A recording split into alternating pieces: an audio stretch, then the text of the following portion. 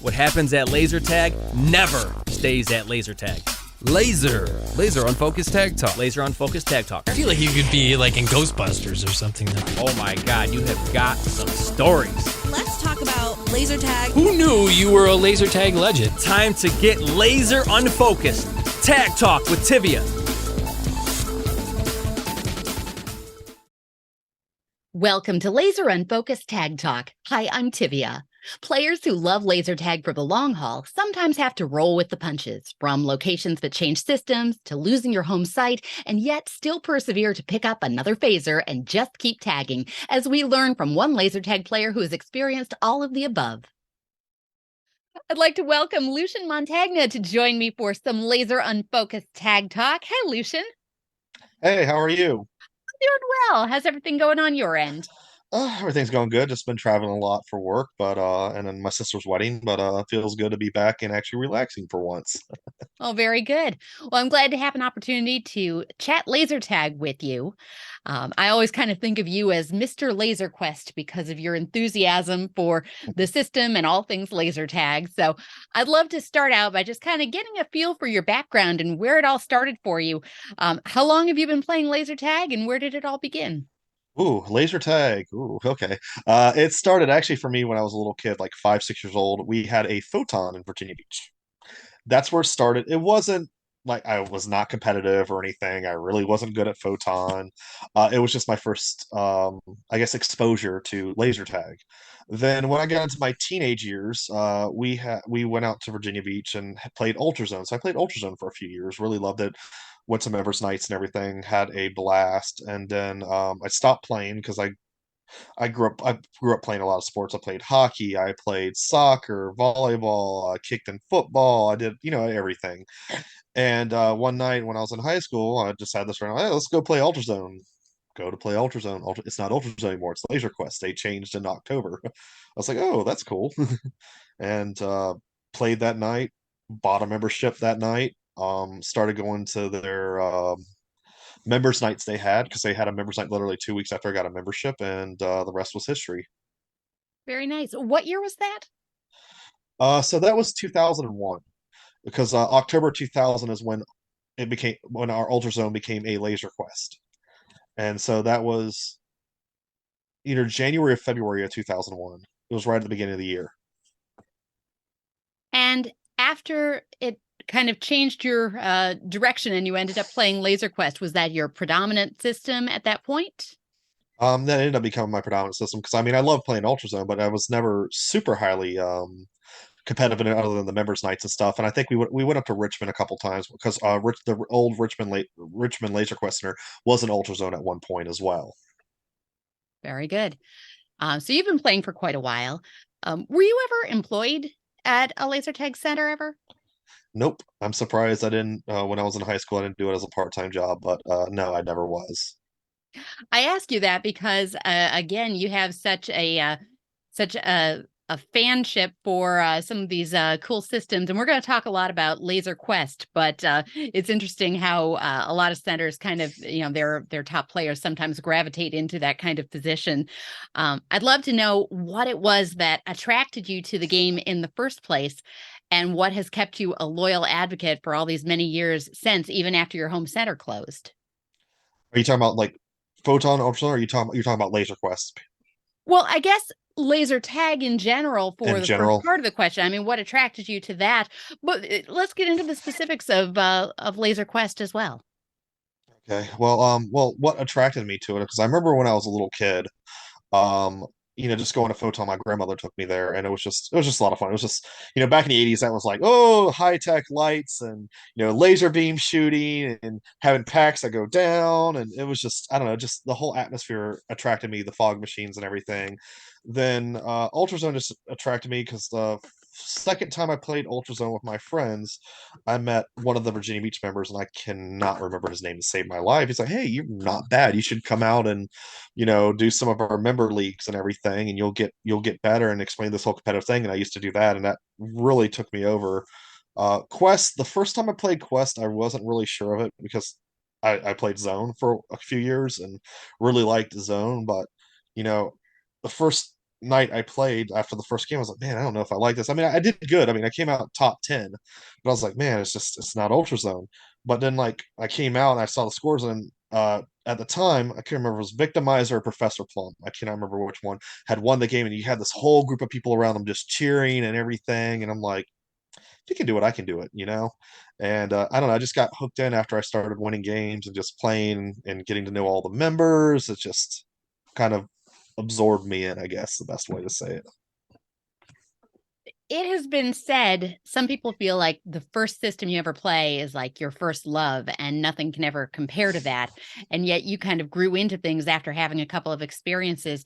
So, what makes one kind of really stand apart to you in your heart as a player over some of the others? Um, I feel like Quest had a more competitive scene than some of the other systems. I know there was a competitive scene like in Zone, but when I got right in the Quest, it's like the members' nights, when we had them at least in Virginia Beach, we were averaging between 60 to 90 people a member night. That Wow. is a lot of people. I mean, Yes, it we is. had one of the top centers in the country.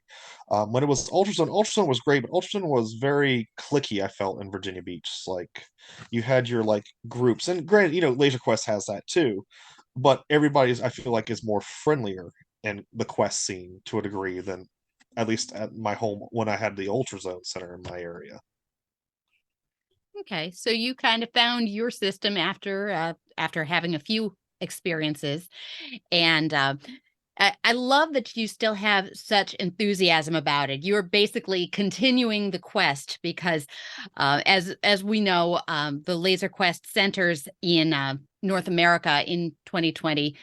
The Versant Corporation Laser Quest centers closed down. And to be clear, your opinions are that of an outside observer, not somebody who was ever involved with Yeah. that. But as an outside observer, I'd love to talk with you a little about, your vantage point as a member of a really devoted Laser Quest community. So, what was it that you really liked about the system and the game experience? What I liked about the system, I don't know. It was fun. It was competitive. Like a lot of the other systems are what I always refer to as like accuracy systems. Like you could just sit there, pinpoint, shoot, bam, they're down. Quest, you had to work for it. I guess that's what I liked about it. You had to really work for your tags, especially when there was a difference in equipment. Yeah, every system has different equipment, but Quest had a significant difference because the packs broke very easily and weren't always maintained the best by some of the centers. So I like the fact that you had to work for every tag. You had your god packs, you had your medium packs, you had your crap packs. I don't know. I used to play only crap packs until Kyle moved to VB, and when he moved to VB, he moved me up to a middle tier pack. But I used to love taking like the worst pack in the arena, going there and winning games, or throwing up scores where people were scoring under 200 points. I thought before 500 score with it. I used to love that. That is a really interesting perspective. That's putting a very positive spin on something, I think. Hmm. Um, but fair enough. Um, Now, Laser Quest, I think, is a really cool system that probably uh, plays very well to people who had more of a vintage experience. Like you came from the world of Photon, so you started with something that might be, I don't want to say comparable to, but compared to like the bells and whistles and all the digital screens that most of the commercial manufacturers are employing. I mean, how did you feel like Laser Quest was keeping step with that, or were they even trying, do you think? I think Laser Quest was just doing their own thing. I mean, they were intended more focused on like birthday parties and young kids, and then not realize it would turn into a competitive sport like it is. They were all about the birthday parties. They were all about having the kids have a good time.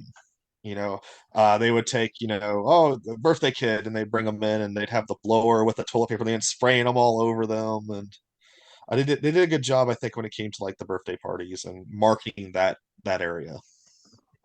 They also had a really interesting business model in that all in North America, all of the Versant Laser Quest locations were corporate owned, and they were not manufacturing with the primary intent to sell equipment outside the company, which is a very different kind of model than most of the manufacturers. So, Yeah. like, prior to the pandemic, which is its own whole separate discussion, but prior to that point, I mean, what did you think of this? A good idea, dated idea? Was it working? The problem was with Laser Quest is you had a whole bunch of people that they put in charge of a laser tag company that really didn't know what they were doing. I felt like when after Greg Thompson retired, you saw the shift, and then when you saw the change in management from like the area managers and everything, I felt like it wasn't the same. Yeah, it was still fun, but look at how many centers closed even before COVID happened. COVID was just the icing in the cake. They weren't getting with the times, and the stuff they were doing were late. They spent all that money on a call center, wasted millions of dollars on a call center. So if I wanted to call Laser Quest Virginia Beach, it put me to this call center up in Canada, which made no sense at all. That was just horrible, horrible management decisions. Centers like sometimes you got to spend a little money to make money. They finally started coming out with new equipment, but they only put it in Denver, San Jose, San Carlos. I think Whitby had it, uh, Montreal, and I forgot what the other center was that was new around when Whitby opened. I can't remember what it was called, but it closed before Whitby did. But they had these new packs that were incredible. They should have had those packs everywhere because I felt like that was one of their big downfalls was the equipment, um, and just not getting with the times. Like it would have been great if if I owned a laser tag center and it's a Friday night, I would be probably streaming that on my Facebook page, Instagram page, webpage. Hey guys, come into Laser Quest night. Look at all the people here. Look at how much fun they're having. Front of the house, maybe had a couple shots in the arena. I just think things like that really help out. Well, I think that there's a lot of ways that operators can reach out to people. And maybe when you've got a corporate owned situation, you don't have the autonomy to do that type of thing. But certainly it sounds like you were really observing things that were happening in the final years of Laser Quest in North America prior to the pandemic. But the pandemic perhaps was the nail in the coffin at that point. Yeah, it was. I mean, a lot of leases were coming up too, and centers that were underperforming. I get closing underperforming centers, but when you don't do anything to try to generate business for that center by not investing in the center, investing in advertising, it's only so much of a word of mouth can go. I mean, small family business owner. We celebrated being in business 100 years last year. Half of our business is word of mouth, half of it's advertising. You have to advertise to some degree. I mean, hell, even going to all the schools, like, oh, we have the honor roll kids. Like, let's do a free day of hey, inviting all the elementary schools and have an elementary school competition with all the honor roll students to see who's the best. And yes, you're spending money by getting them to come into Laser Quest to do that, but the longevity is probably half of them are probably going to come back another time and play. Easy money. Your Yeah. enthusiasm overall has been very positive, as has the Laser Quest player community. That even though we're several years down the road since the sites in North America closed, and yet there's a lot of enthusiasm for the idea of it and the idea of maintaining that community connection. And so when your home system goes away, how does that affect the laser tag community? How did you see the other Laser Quest players in your circle kind of responding to that?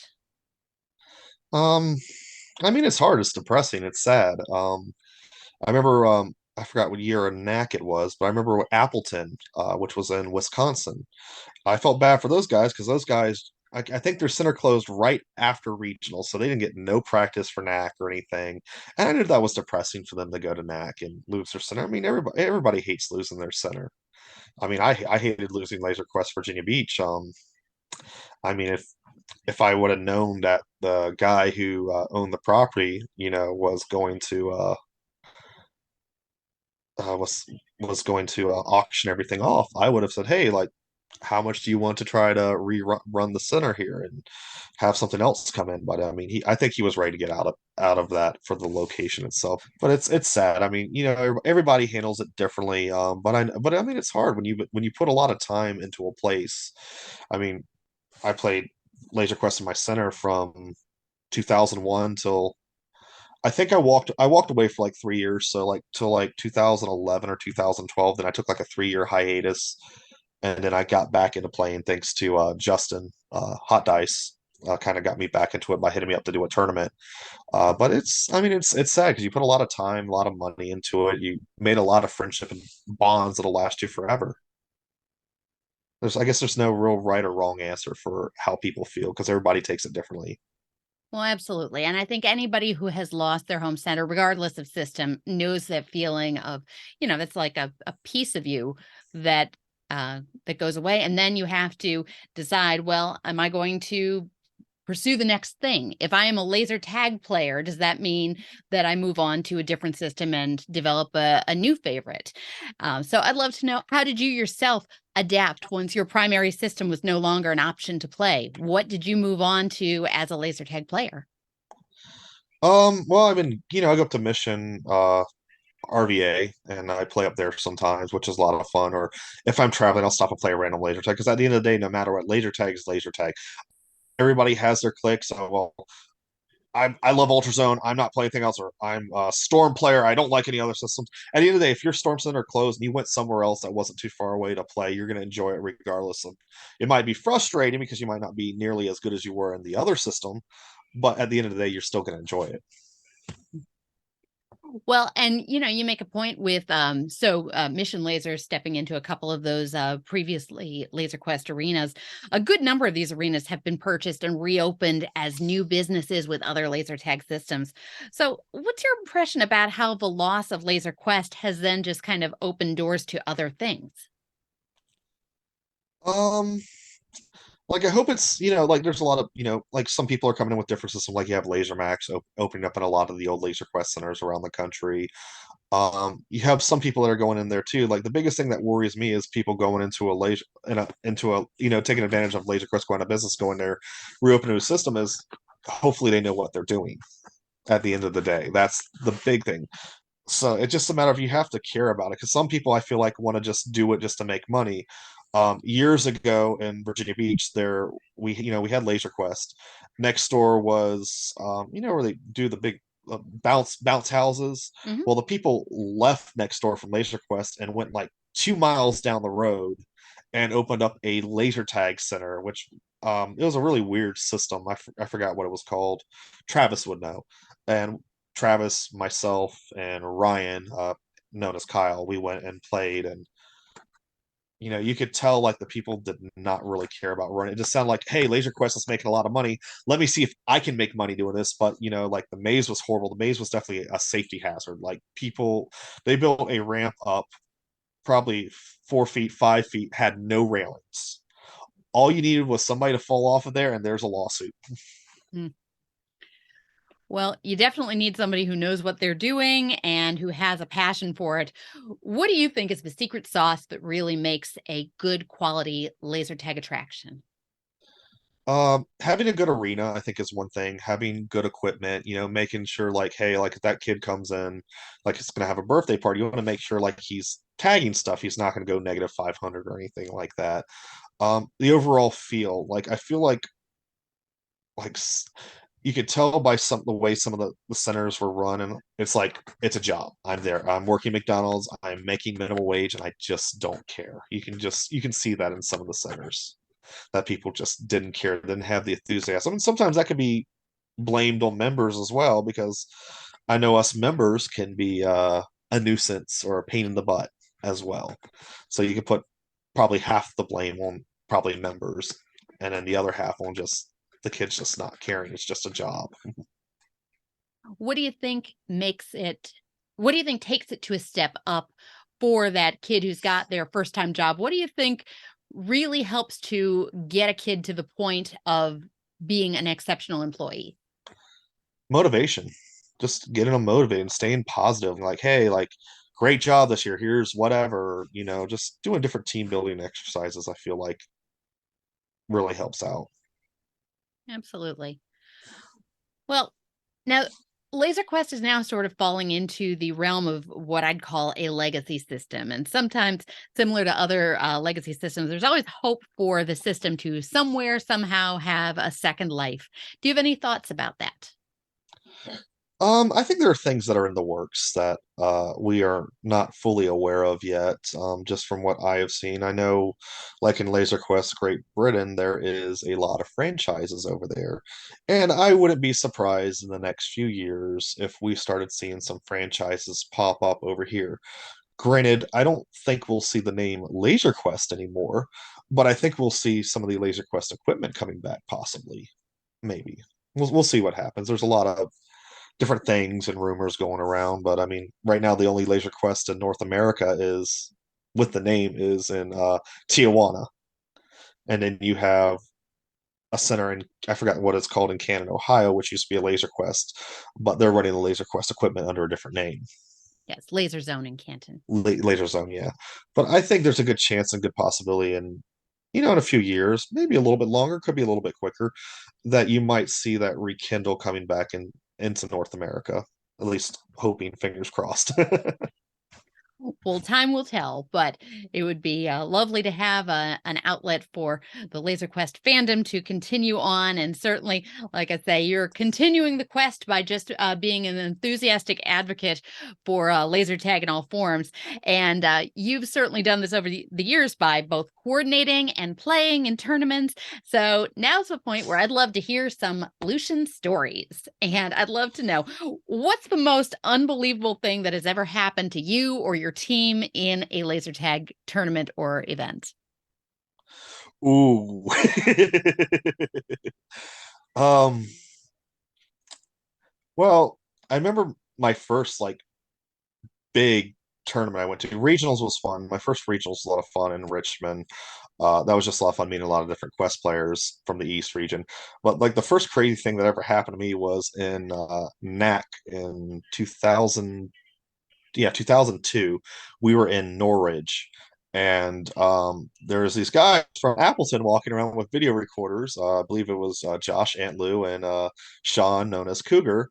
And I remember them walking into the room with a video camera, and they go, "Hey, you see that guy over there?" And I'm just laying in bed like, "What's going on, guys?" And all of a sudden, Cougar runs and elbow drops me in the middle of nowhere.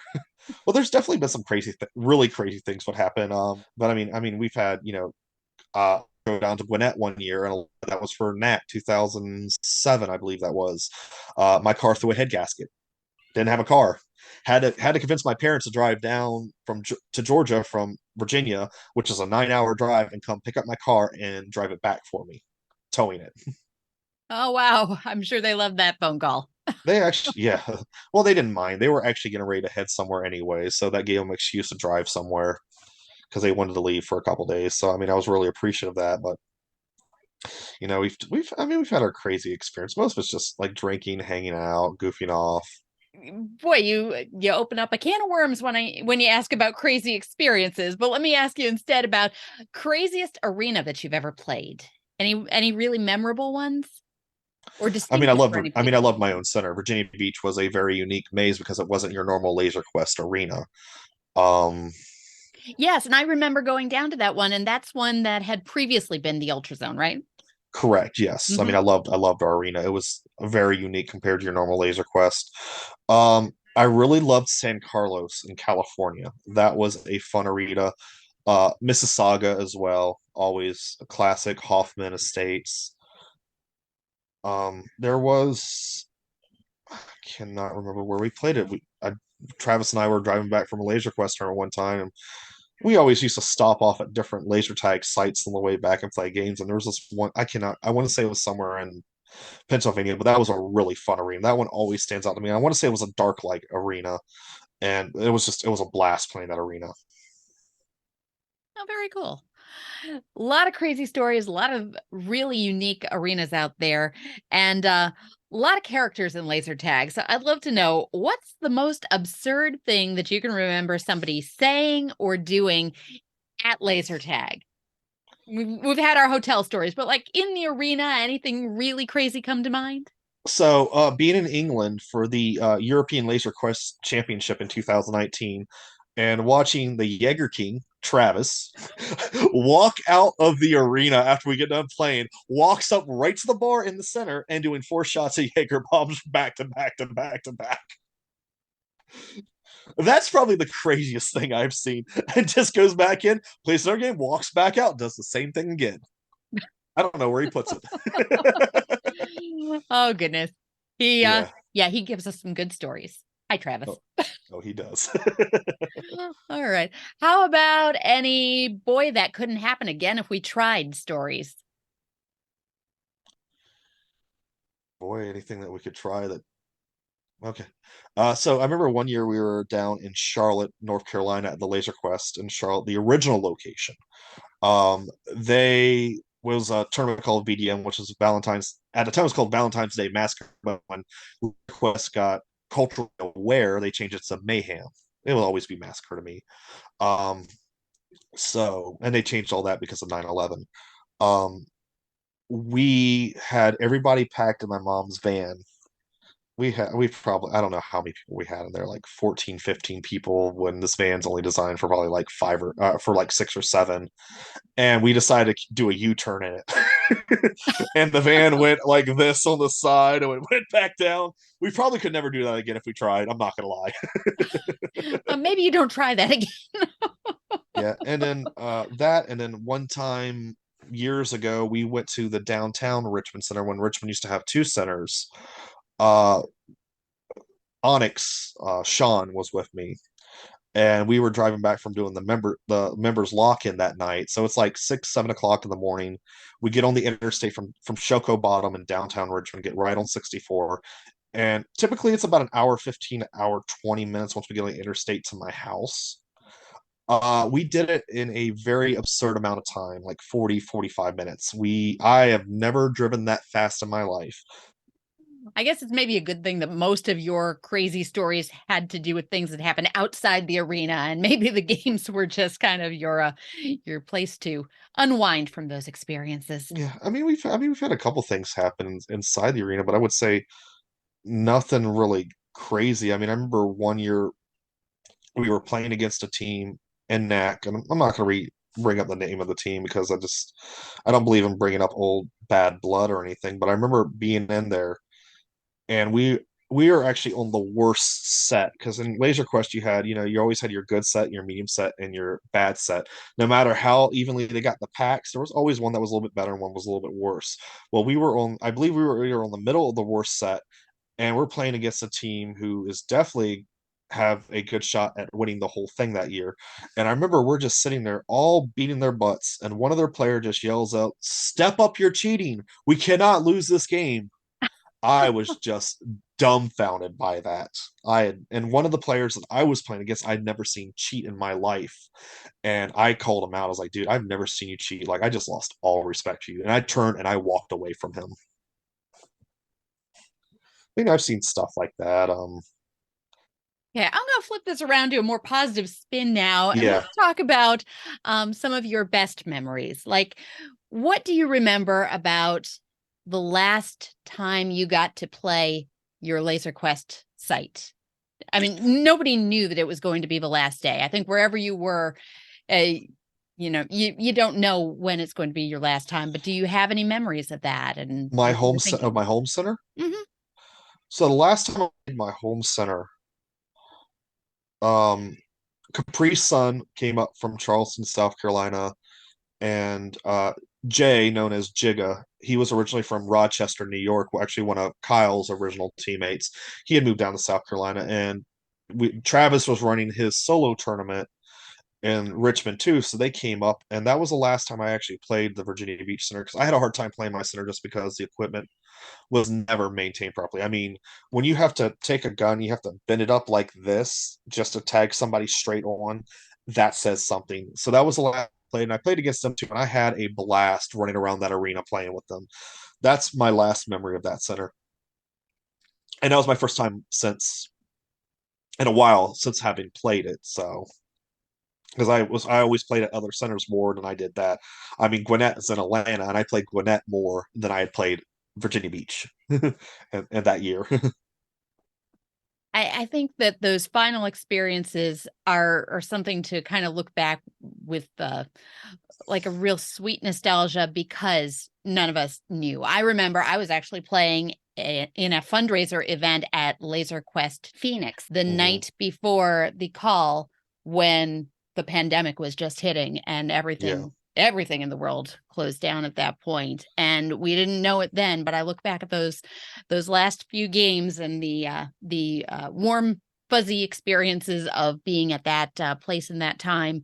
And so you've got to look back with some nostalgia and those happy memories are definitely worth savoring. So what is your very best laser tag memory at any center? Um, I mean, I always had fun running. I mean, and running in the Virginia Beach tournaments were always a lot of fun. Always had a blast. Some of my favorite times were running tournaments itself. Running the last Vegas tournament, that was an absolute blast. I mean, Vegas itself was its own legacy for running tournaments. I think that center ran a tournament almost every year but one or two, for Quest. And I mean, just the names and the talent it brought from all around the world. I mean, you had Trixie from England come, you had Spider come from France, and Kamikaze Cam from France, and you had everybody from North America that came out for that tournament. That was always one of the biggest drawing tournaments they had every year, besides Hoffman. Hoffman had a good draw, but Vegas always brought everybody. That was a lot of fun to run the last Vegas tournament. And that was also my test run for running the World Laser Quest Championship in San Jose, which was probably one of my biggest highlights, is running that. I didn't play. Well, let me rephrase it. I did sub into a couple teams, 2 games just to play in it, but just having so much fun running the tournaments and just having everybody have a good time. And I didn't really break even when I ran the worlds because it cost me a little bit more money after doing the trophies and everything else. But the Laser Quest community came together and they were all trying to give me money, like extra money, like pitching in and everything. And that was very appreciative. I didn't mind taking a loss on it. I was happy with taking a loss for it. But just that meant the world to me. So that's probably another great memory, is having them go around trying to do a collections for me and want to make sure that I made out, which I ended up breaking even. I was happy with that. But them just trying to make more money for my time and effort on it just was awesome. I mean, words can't be spoken more about that. Were the tournaments always run by the player community, or did Laser Quest corporate have a hand in any tournaments at any point? So Laser Quest Corporate used to have some of their own tournaments that they ran. Besides, they had NAC, the North American Challenge. Um, they had VDM, which was corporate run. They had the Best of the Rest, which was corporate run as well. That was like for the people who did not make nationals. They had this little side tournament that they did for a few years. I believe Vegas for a couple of times was corporate run. Um, there's one other tournament, and I just can't think of what it was that was corporate run. But it wasn't a lot of corporate runs. It was mostly like members. Like I know when Michigan had their 4 centers, I know like in Michigan they had like a tournament almost every weekend or every other weekend for like years on years at end. Well, it sounds like a lot of people really put in a lot of blood, sweat, and tears to make those awesome experiences that you can look back on today. To your mind, what makes a laser tag experience truly worthwhile to you? What makes it truly worthwhile? The people, hands down, the people. Just having people that just talk and hang out, and you sit there and talk trash online the whole time, and you get there and you play your games, but still everybody's cordial and friendly to each other. Sometimes people are giving tips to others. I remember, Denver, the last Denver tournament I went to, that was a blast. That was a lot of fun. It was like a NAC style 8-man tournament. I remember these guys from they were north of Denver. I think that's where you ran the fundraiser at, when you were there, when I met up with you in Denver at Sam's number 3. You went up there for a fundraiser tournament or something that you were doing. Oh, Loveland. And those guys oh came yes, yes. down. When I was doing a tag for a cause in Loveland. I'm sorry. Yes. Yeah, And those guys came down and just, they never really had played Laser Quest before. And just, being able to go up to them and give them points and tips. They said, hey, if you ever come up to Loveland, like, we'll be happy, to teach you how to play our system too. I thought that was really cool. Those guys were really nice. absolutely. Well, a lot of great memories, and I appreciate you taking some time to share some stories about all of your laser tag experiences, and especially, your vantage point as an enthusiast of Laser Quest. And I'd love to end this with a little bit of rapid fire tag talk, some quick questions at you and some quick answers back. You game? Okay. Yeah, All sure. right. Why not? All right. Easy one to start. Favorite laser tag system of all time? Laser Quest. Figured you'd say that. Mhm. What about your favorite arena? It's gonna have to go with my home center, Virginia Beach. But if I don't have to go with my home center, I would say Mississauga. Okay. Coolest person that you've ever met through laser tag? I have met a lot of cool people. I can't really say one particular, but I would say probably all my Virginia Beach guys, hands down. Ouija, Russ, Travis, Capri Sun, Action. I mean, I've met so many great people. It's really hard for me to just pick one person over the rest. Okay, that's fair enough. Coolest place that you've ever visited because of laser tag? Oh man, there's a lot. England was definitely a blast. Favorite prize or souvenir? Favorite prize or souvenir? Yeah, trophies, I guess, are some of the best souvenirs I have from Quest. I'm going to pause here and break from rapid fire tag talk because I want to ask, what was up with the wrestling style belt trophies that was that something that was just you guys in Virginia, or what's the story behind those? So that was for Travis's solo tournament that he did. So he would just give, the champion would get their own belt. So I have one of those, which I beat the crap out of Capri Sun that tournament. So sorry, Ray, love you, but I did. But no, that was actually probably one of my favorite ones. It was a solo tournament. It was all about me playing individually, and just winning that belt was a lot of fun. Okay. I smile whenever I see pictures of somebody, with a WWF looking kind of belt going on for laser tag. Yeah. All right. Back to our regularly scheduled program. Favorite snack at the concession stand? Favorite snack? It's more of just going up there again. A Gatorade was probably my favorite thing, just because I needed to rehydrate. Gatorade or water. It was always those two. Favorite brand of running or we never run in the arena shoes? Oh man, I wore a lot of different shoes over the years. I'll have to say I'll go with my SAS shoes because they're extremely comfortable. Those All are New right. Balance. Those two. Very good. And you run a shoe store, so I guess you would know the best things to be running around Yeah. in. All right. And favorite team name for a team you've played on? Favorite team name? I would just say Virginia's for Lovers because that was always our inside joke. We'd wear because if you ever visit Virginia Beach down at the ocean front, they sell these Virginia for Lovers shirts. That's probably my favorite, is just the Virginia's for Lovers, because that was just always hilarious. Funny thing is, one year when Victimizer was playing with us before he moved to Richmond to go to VCU and ended up playing with them, Steve went to the ocean front. We all bought Virginia's for Lovers t-shirts, but he was going around buying like the Virginia's for Lovers thongs, and he was passing them out to people. Hey, you get one of these. You get one of these. Great play. It was just hilarious. And on that note, I think what a place to end. So I'd like to thank my guest, Lucian Montagna, for joining me today on some Laser Unfocused Tag Talk. Thank you so much, Lucian. This was great. You're welcome. Thanks for having me. Thanks for checking out this episode of Laser Unfocused Tag Talk. Listen for more episodes on the first and third Friday of each month. Want to be a guest on an upcoming episode? Find out more and follow my blog and website at TiviaChickLovesLaserTag.com.